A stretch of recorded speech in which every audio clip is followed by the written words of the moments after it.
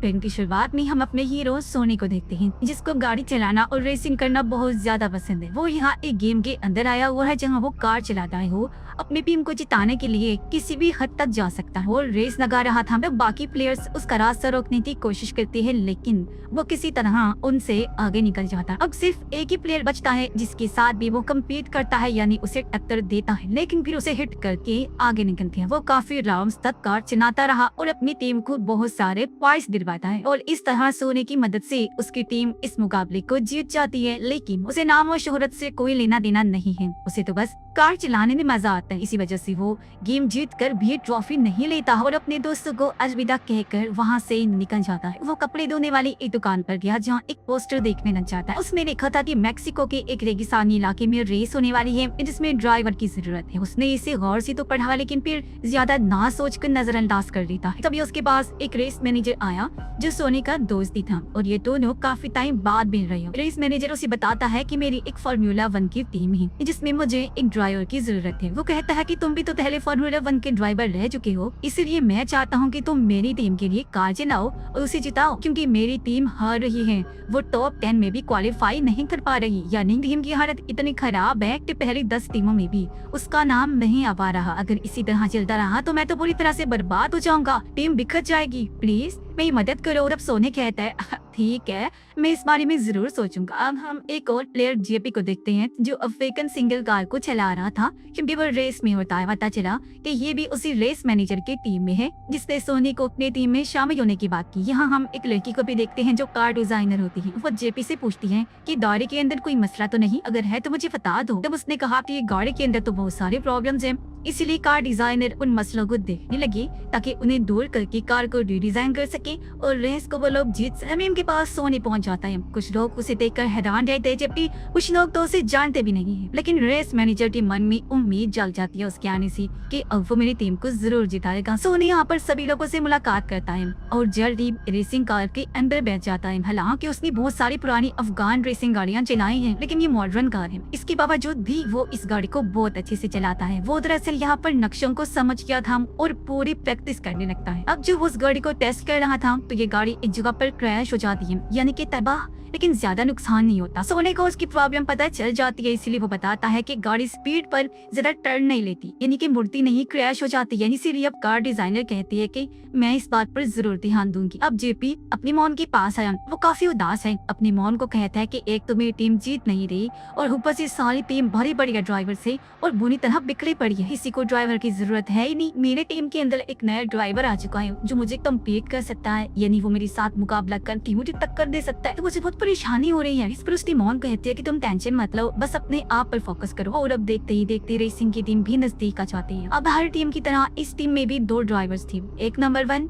और दूसरा number 2 driver. Number 1 JP थॉम और दूसरे नंबर पर सोनी होता है। दोनों ही ड्राइवर्स अपनी टीम को जिताने के लिए अहम रोल अदा करते हैं। अब इन दोनों की प्रेस कॉन्फ्रेंस होती है जिसमें जेपी सोनी को बोल देता है कि ये तो बुरा आदमी है, लेकिन सोनी किसी भी बात का बुरा नहीं मानता। अब जो प्रेस वाले हैं वो सोनी से कुछ अजीब पूछ लेते हैं, खास तौर पर उसकी माजी के बारे में कि तुम्हारा एक काफी बड़ा एक्सीडेंट हो गया था जिसके बाद तुम 20 साल से दिखे ही नहीं और अब तुम फार्मूला 1 में वापिस आई हो। सोनी को बुरा लग रहा था, इसलिए वो यहाँ से चला जाता है और पूरी रात बस अपने पास्ट के बारे में ही सोचता रहता है। दरअसल पास्ट में उसका एक्सीडेंट हो गया था, इस वजह से उसने रेस को भी छोड़ दिया था। उस टाइम उसे बहुत चोटें आई थी। अगली सुबह जेपी आकर सोनी से माफी मांगता है। उसने कहा कि मैंने तुम्हें बुरा आदमी बोला था जिसके लिए मैं शर्मिंदा हूँ, मुझे तुम्हें ऐसा नहीं कहना चाहिए था। लेकिन सोनी को इन सारी चीजों से कोई फर्क नहीं पड़ता, वो तो बस अपनी दुनिया में रहकर बस प्रैक्टिस करता रहता है। अब राम के अंदर फिर से एक रेस शुरू होती है। दरअसल ये रेस 3 दिन तक चलती रहती है। पहला दिन फ्राइडे का होता है जहाँ प्लेयर्स नॉर्मल रेस लगाते हैं और दूसरे दिन क्वालिफाइंग के लिए खेलते हैं। जो भी प्लेयर फ्राइडे को पहले नंबर पर आता है उस प्लेयर की कार को सबसे आगे खड़ा किया जाता है और जो सबसे आखिर में आता है उसकी कार को सबसे लास्ट में खड़ा किया जाता है। और तीसरे दिन जब संडे होता है उस दिन चैंपियनशिप का मुकाबला होता है। इसमें सारी टीम्स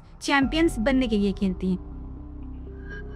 अब हर टीम के 2-2 खिलाड़ी सामने आए जो ट्रैक पर अपनी कार्स को दौड़ाएंगे। रेस मैनेजर सोनी की मुलाकात अपने एक इन्वेस्टर से करवाता है, जिसका रेस मैनेजर बताने लगा कि हमारे सारे इन्वेस्टर्स हमें छोड़ के जा चुके हैं, सिर्फ यही तोते बचे हैं जो अभी भी हमारे साथ खड़े हैं। इन्वेस्टर कहने लगा कि मुझे तुम्हारी टीम के अंदर कुछ अच्छा नजर आ रहा है और बहुत जल्द तुम्हारी कंपनी बड़ी बनेगी, इसीलिए मैं अब तक तुम्हारी कंपनी के साथ हूँ क्योंकि मुझे अच्छे की उम्मीद है। अब ट्रैक पर गाड़ी दौड़ाने का टाइम भी आ चुका था। पहले ये राउंड में सोनी की गाड़ी सबसे पीछे रही, इसीलिए उसे लास्ट में खड़ा किया जाता है, जिसकी कुछ देर बाद गेम शुरू हो जाती है। सभी ड्राइवर्स एक दूसरे से कम्पीट करते हैं और आगे निकलने की कोशिश कर रहे होते हैं। हर टीम का एक प्लेयर आगे होता है तो दूसरा प्लेयर बाकी टीम वालों को आगे निकलने से रोकने की कोशिश करता है और इसी गेम प्लान के मुताबिक इस रेसिंग गेम को खेला जाता है। जेपी की गाड़ी के टायर्स बहुत ज्यादा गर्म हो जाते हैं, इसीलिए वो अपने टायर्स बदलवा लेता है। सोनी भी अपनी गाड़ी के बहुत सारे हिस्सों को चेंज करवाता है। जिस बीच इन दोनों ने बहुत सारे सेकंड्स को बर्बाद कर दिया और रेसिंग के अंदर तो एक एक मिली सेकेंड तक मायने रखता है। अब ऐसा टाइम आता है कि इन दोनों की कार सबसे आगे थी, लेकिन यहाँ एक गड़बड़ हो गई। अब ये दोनों ड्राइवर बाकियों की बजाय एक दूसरे से कम्पीट करने लग जाते हैं, एक दूसरे को आगे जाने ही नहीं दे रहे थे और ऐसा करना इनके टीम के लिए मसला कर सकता था। अब अक्सर रियल में होने वाली इस गेम के अंदर ऐसा होता भी है कि ड्राइवर एक दूसरे को ही कम्पीट करने लग जाते हैं, जो आगे चलकर उनके लिए बुरा साबित होता है और यही इनके साथ भी हुआ। ये दोनों गाड़ियां आपस में टकरा जाती हैं और ट्रैक से बाहर आ जाती हैं, जिस वजह से ये इस गेम से बाहर हो गई थी। जेपी आते ही चिल्लाने लगा, सोनी से कहता है कि मुझसे कंपेयर करने की क्या जरूरत थी, मैं पहले नंबर का ड्राइवर था और तुम सेकंड, इसीलिए मैं आगे जाना चाहता था।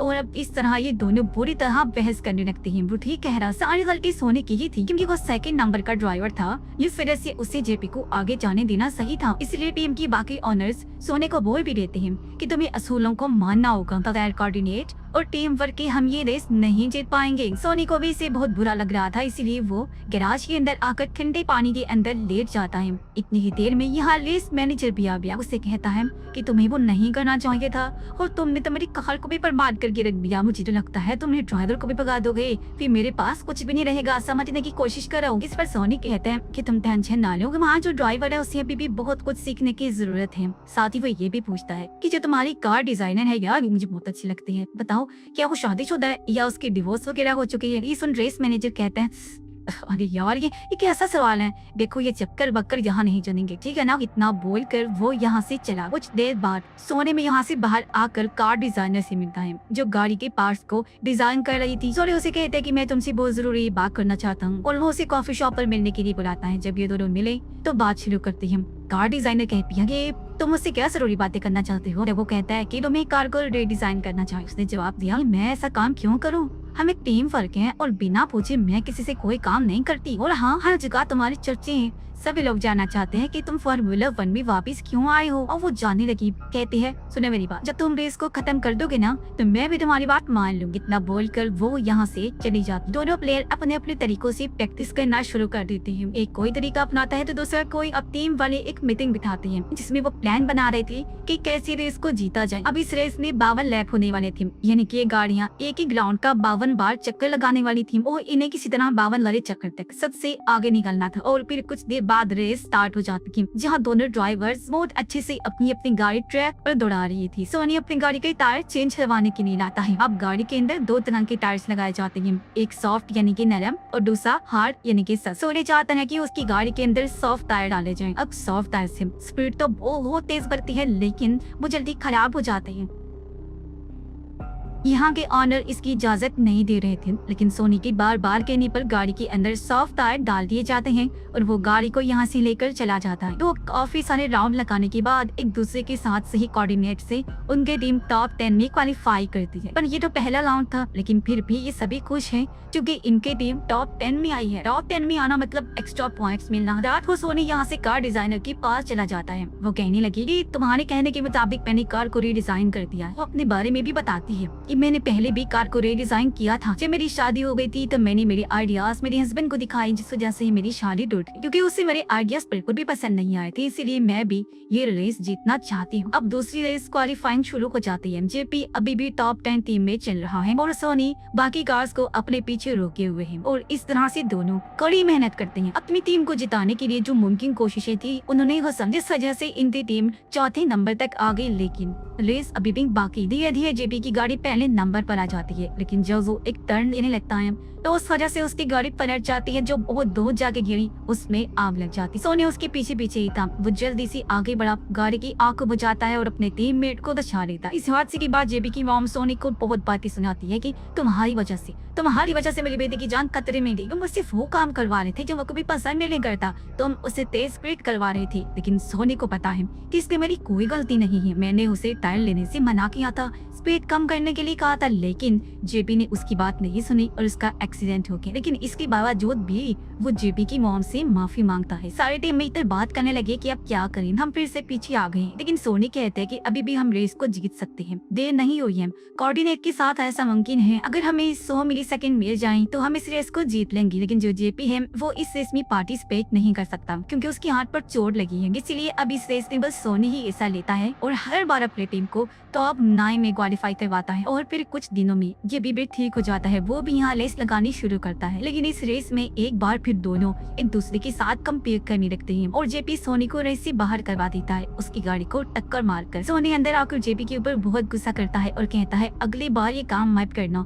तुम बस खुद को देखते हो, टीम को नहीं देखते। इसी वजह से टीम हार रही है, तुम्हारी वजह से टीम डूब भी सकती है, इसलिए खुद पर ध्यान देने की बजाय पूरी टीम पर ध्यान दो। अभी दोनों की लड़ाई यहाँ पर कार डिजाइनर सुन लेती है, इसलिए उसने दोनों को एक जगह पर आने की दावत दी और ये समझाती है कि तुम दोनों इस तरह लड़ाई मत करो, क्योंकि अगर तुम लड़ाई करोगे या एक दूसरे के साथ कम्पीट करोगे तो उससे सारा नुकसान पूरी टीम को ही होगा। फिर वो इन दोनों के साथ कार्ड्स खेलने लगी। काफी देर तक ये तीनों यहाँ रेस की बातें करते हैं और कार्ड्स खेलते हैं। कुछ देर बाद यहाँ जेपी का मैनेजर आ गया, इसलिए वो तो यहाँ से चला जाता है और अब बस यहाँ सोनी और कार डिजाइनर होती है। दोनों क्योंकि एक दूसरे को प्यार करते हैं इसलिए काफी अच्छा टाइम साथ गुजारते हैं। आधी रात को सोनी बालकनी में खड़ा हो गया था, तब उसके पास वो भी आ गई। कहती है मुझे एक बात अभी भी समझ में नहीं आ रही कि तुम इस रेस में वापस क्यों आई हो। सोनी उसे पूछते हैं तुम भला यहाँ पर क्या कर रही हो। वो कहती है मैं सबको, खास तौर पर अपने एक्स हस्बैंड को दिखाना चाहती हूँ कि मेरे अंदर काबिलियत है। मैं भी टीम को जिताना चाहती हूँ, लेकिन ये तुम्हारे बगैर में नहीं कर सकती। तुम्हें रेस को जीतना होगा जिस वजह से मैं जीत पाऊंगी। वो बताता कि मेरे साथ एक बहुत बड़ा हादसा हो गया था। मुझे बहुत ज्यादा शौक था गाड़ी चलाने का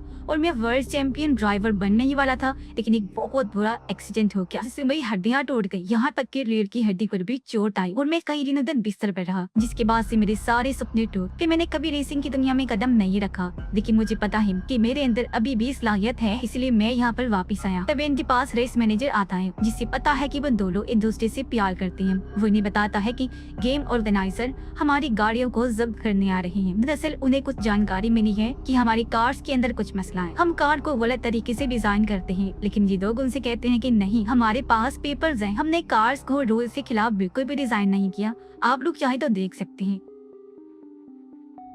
लेकिन ऑर्गेनाइजर कहते हैं कि हमें आपकी कार को जब्त करना ही होगा, हम देखेंगे अगर कुछ ऐसा वैसा मिला तो बस आप लोग तो गए। वो सर्वे करने लगे, जिससे इन लोगों को भी काफी मुश्किल पेश आती है। अब तीसरा मुकाबला होता है जो रात को था। इनके पास अभी भी इनकी कार्स थी। दरअसल ऑर्गेनाइजर ने इनकी गाड़ियों को जब्त नहीं किया क्योंकि इनके पास सारे डॉक्यूमेंट सही थे। अब तीसरे क्वालिफाइंग मुकाबले में सोनी अच्छा परफॉर्म करता है, लेकिन जैसे ही वो गाड़ी को बहुत तेज ड्राइव करता है तभी वो आउट ऑफ कंट्रोल हो गया और इसकी गाड़ी का यहाँ एक्सीडेंट हो जाता है। उसे बहुत ज्यादा चोटें आई, हॉस्पिटल में एडमिट करवाना पड़ता है। जब उसे मिलने रेस मैनेजर आया, कहता है तुम्हें तो पहले भी काफी चोट आई, हमारा एक्सीडेंट हुआ था और ये बात मुझे नहीं पता थी, आज पता चली। मैं तुम्हारी जान खतरे में नहीं डाल सकता, मुझे तुम्हारी फिक्र है, इसलिए आगे से तुम किसी भी रेस में पार्टिसिपेट नहीं करोगे। इस पर सोनी कहता है ऐसा मत करो, तुम्हें मेरी जरूरत है और मैं ठीक हो जाऊंगा, तुम्हें ये रेस जीत कर दिखाऊंगा। इस पर रेस मैनेजर कहता है नहीं, आगे से तुम यहाँ कर रेस नहीं करोगी, मैं कोई दूसरा ड्राइवर रख लूंगा। और इतना बोलकर वो चला जाता है, जबकि जेपी अपनी टीम को जिताने के लिए काफी प्रैक्टिस करता रहता है। सोनी भी